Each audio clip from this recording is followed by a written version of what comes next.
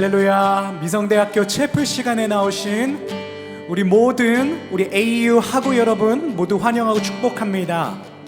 우리가 코로나 바이러스로 인해서 우리가 함께 모여서 모이는 예배를 드리고 있지는 못하지만 우리가 위치한 모든 자리가 주님께서 우리들에게 예배하기로 허락하신 귀한 교회이며 성전이며 그리고 예배의 장소가 되어지는 줄로 믿습니다. 우리가 속한 자리에서, 가정에서, 직장에서, 우리들의 삶 가운데서 우리가 계속해서 우리 삶의 예배를 이어나갈 수 있는 귀한 하나님 예배자의 삶을 살아갈 수 있게 하여 주시옵소서. 우리 함께 찬양할 때 우리가 바로 움직이는 교회입니다. 우리 삶의 자리가, 우리들의 가정이, 우리들의 직장이, 우리들의 학교가 우리들의 예배의 자리인 줄로 믿습니다. 우리 함께 찬양하며 나가겠습니다. 우리는 주의 움직이는 교회, 이곳은 주님을 위한 자리, 내가 기도하는 모든 땅 위에서 하나님 예배받을 그날을 고대하네. 나의 노래로 주님의 성전을 지으리, 높임을 받으소서. 이스라엘의 찬송 중 거하신 주님은 거룩하십니다멘. 두 손 들어 주님의 보좌를 만들고 온 마음 다해 경배하리. 구름 날개 사이에 임하신 것처럼 내 위에 임하소서. 하나님 우리가 이곳에 섰으니 이 땅을 치유하소서. 하나님 우리가 어디에 있든지 주를 높이리라멘.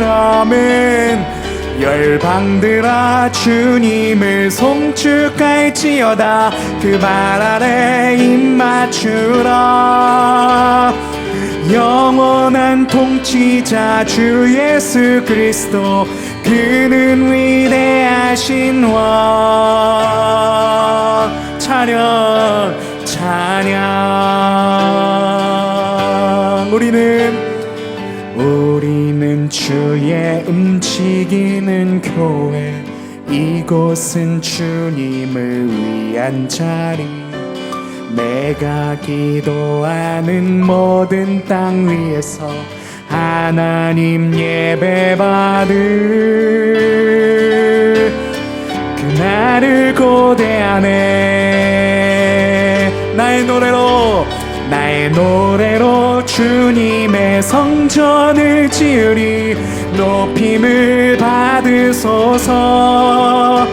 이스라엘의 찬송 중 거하신 주님은 거룩하십니다멘. 두 손 들어 주님의 보좌를 만들고 온 맘 다해 경배하리. 구름 날개 사이에 임하신 것처럼 내 위에 임하소서. 하나님 우리가 이곳에 섰으니 이 땅을 치유하소서. 하나님 우리가 어디에 있든지 주를 높이리라. 열방들아 주님을 송축할지어다. 그 발 아래 입맞추라. 영원한 통치자 주 예수 그리스도, 그는 위대하신 왕. 찬양 찬양 찬양 찬양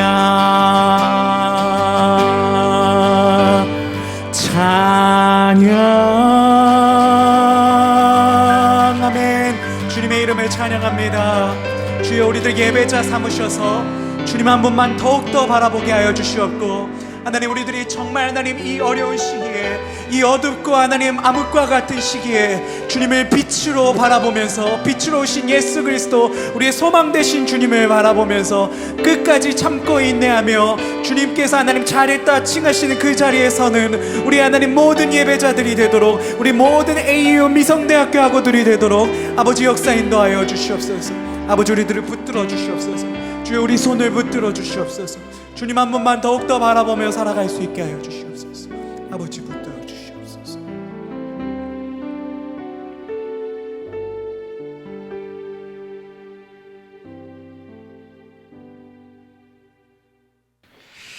여러분 안녕하십니까? 오늘 이렇게 온라인으로 함께 주님의 말씀을 나눌 수 있어서 참으로 영광입니다. 저희가 어려운 시기를 지나고 있죠. 그러나 주님의 선하심과 인자심을 신뢰하고 오히려 이 시간들을 통해서 주님께서 내 삶에 무엇을 말씀하시는지 지혜롭게 들으시는 여러분들이 되시기를 축원합니다. 제가 오늘 여러분들과 나누고자 하는 말씀은 유혹의 문제에 대해서예요. 죄를 좋아하는 사람은 아무도 없죠. 죄를 즐기는 사람은 아무도 없습니다. 내가 죄의 유혹 가운데 서 있다는 것을 느낄 때 그것을 즐거워할 사람은 아무도 없어요. 내가 아침에 일어났는데 나는 오늘 죄를 지으면서 살아가고 싶어 라고 자기의 마음을 그렇게 다잡는 사람은 아무도 없습니다. 그럼 왜 사람들은 자기들이 좋아하지도 않는 이 유혹의 문제에 맞닥뜨릴 때 정작 그 유혹을 피하지 못하고 그 유혹의 길을 들어서는가? 그건요, 유혹이 약속을 보여주기 때문이에요. 그것이 보여주는 약속이 탐스럽기 때문이죠. 욕정의 유혹을 선택하는 이유, 그것이 보여주는 약속, 육체의 말초적인 자극이 탐스럽기 때문입니다. 물질의 유혹을 따라가는 이유, 그것이 보여주는 약속, 돈으로 할 수 있는 기쁨들이 탐스럽기 때문이고요. 사람과의 여러 관계들에서 나타나는 감정적인, 관계적인 죄의 유혹을 선택하는 이유는 그것이 보여주는 약속이 탐스럽기 때문이죠. 한번 잘 생각해 보세요. 유혹이 과연 어떤 얼굴과 어떤 표정을 가지고 있는가? 유혹이 무서운 얼굴을 가지고 있나요? 아닙니다. 유혹은 매력적인 얼굴을 가지고 있어요. 유혹이 쓴맛을 가지고 있습니까? 아니에요. 단맛을 가지고 있습니다. 유혹이 기괴한 음성으로 말할까요? 아닙니다. 안정감 있는 음성으로 말하죠. 유혹에는 확신이 있고요. 이것이 유혹이 우리들에게 보여주는 약속이에요. 유혹이 아무런 약속을 보여주지 못하는데도 그 유혹을 선택할 사람은 세상에 아무도 없을 것입니다. 이제 대상을 우리 그리스도인들에게로 한번 좁혀봐요. 왜 주님께서 주신 약속들이 있음에도 불구하고 유혹을 어떤 그리스도인들은 선택하며 그 길을 따라가는가? 단순합니다. 복잡하지 않죠. 그것이 주님으로부터 오는 약속보다 더 탐스럽고 더 매력적이고 더 달콤하고 더 안정감 있고 더 확신감 있게 들리기 때문이에요. 그렇기 때문에요, 죄의 유혹을 이기는 유일한 길이 있다면은 그것은 주님이 약속하신 그 의의 약속이 불의의 약속보다 더 우월하다는 걸 경험하는 것이죠. 그리고 주님은 당신이 사단의 유혹을 통과하심으로 가장 강력해 보이는 유혹조차도 능가하는 우월성이 바로 당신에게 있음을 증명하신 줄을 믿으시기를 축원합니다.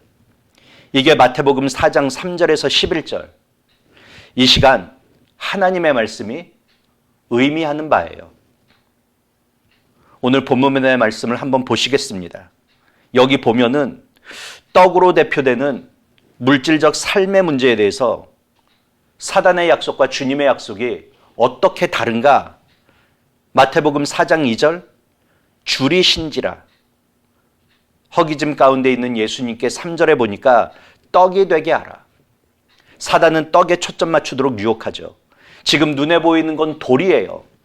그렇지만 그걸 떡으로 보이도록 하는 겁니다. 그리고 네가 내 말대로만 하면 너는 배부를 수 있어. 너는 충분히 돌을 떡이 되게 할 수 있잖아. 배부름에 대해서 약속하고 조금만 힘을 쓰면 그걸 성취할 것이라고 약속하죠. 그러나 이때요, 예수님은 더 큰 그림을 보세요. 4절 말씀에 사람이 하나님의 말씀으로 살 것이라.